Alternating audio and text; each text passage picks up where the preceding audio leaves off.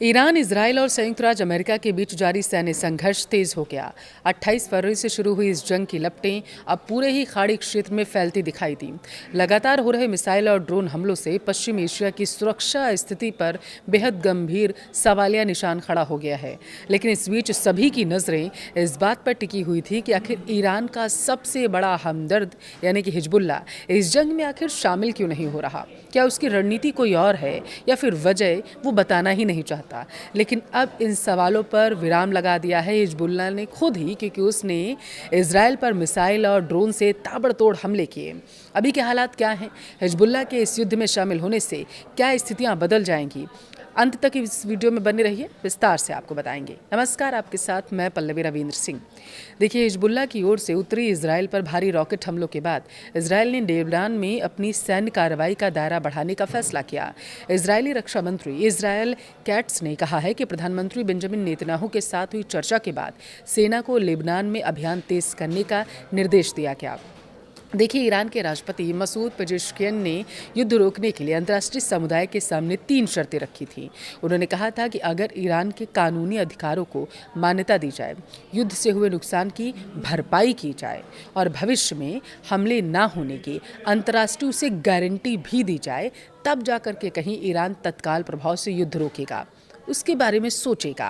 हालांकि दूसरी ओर अमेरिकी राष्ट्रपति डोनाल्ड ट्रंप के बयान से फिलहाल तनाव कम होने का नाम नहीं ले रहा है। उन्होंने केंटकी में एक रैली की और कहा कि ईरान के खिलाफ अभियान में अमेरिका लगातार कार्रवाई करता रहेगा, लेकिन मिशन पूरा होने तक लड़ाई जारी रहेगी। युद्ध के फैसले दायरे के बीच इराक के एरबिल शहर में स्थिति अमेरिकी वाणिज्य दूतावास और एरबिल इंटरनेशनल एयरपोर्ट के पास जो है वो जटिल होती जा रही है। रिपोर्ट के अनुसार इलाके में धुआं देखा गया और इससे पहले इराक के समुद्री क्षेत्र में ईरानी ड्रोन ने 2 विदेशी तेल टैंकर्स को निशाना बनाया था, जिसमें एक व्यक्ति की मौत हुई थी जबकि 38 लोगों को बचा लिया गया था। इसी दौरान सऊदी अरब ने दावा किया कि उसके एयर डिफेंस सिस्टम ने पूर्वी हिस्से में 20 से ज्यादा ड्रोन गिराए। बहरीन के उत्तरी मुहर्रक क्षेत्र में एक ईंधन टैंक को निशाना बनाया गया। तो वहीं ईरान समर्थित संगठन हिजबुल्ला ने भी संघर्ष को और तेज करते हुए इजराइल पर कम से कम 150 रॉकेट दागे हैं। यह हमला 28 फरवरी से जारी युद्ध का सबसे बड़ा हमला बताया गया और इसके जवाब में इजराइल डिफेंस फोर्सेस ने बेरूत में हिजबुल्ला के ठिकानों पर हवाई हमले किए। हमलों के दौरान उत्तरी इजराइल के कई इलाकों में सायरन बजते देखे गए और लाखों लोग सुरक्षा शरण स्थलों की ओर भागते नजर आए हैं। इजरायली अधिकारियों के अनुसार कई रॉकेट इंटरसेप्ट कर दिए गए। हालांकि कुछ स्थानों पर आग लगने और 2 लोगों के घायल होने की भी खबर है। देखिए, आईडीएफ ने कहा है कि वह संगठन को इजराइल के लिए खतरा बनने और उत्तर के लोगों को नुकसान पहुंचाने की इजाजत किसी भी कीमत पर नहीं देगा। आईडीएफ ने हिजबुल्ला के हमले का पूरी ताकत से जवाब देने की कसम खा ली है और कहा कि आतंकी संगठन हिजबुल्ला लेबनान को बर्बाद कर रहा है। इस उकसावे की जिम्मेदारी उसी की है। इजरायली सेना ने दक्षिणी लेबनान के 53 गांव और कस्बों के लोगों से अपने घर खाली करने के लिए कहा है।